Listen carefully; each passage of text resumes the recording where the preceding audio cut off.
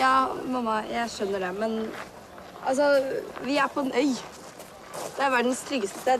Bare slapp av, ok? Du trenger ikke å bekymre deg.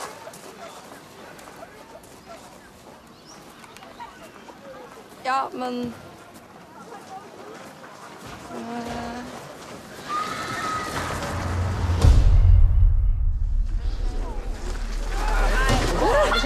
det her er ikke gøy. Kan vi bare slutte nå? Hva er det som skjer? Kommer det mer? Kom inn.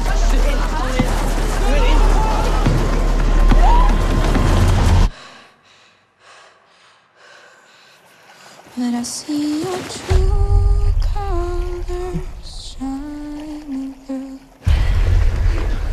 I see your true colors. That's why I love you. So don't be afraid to let them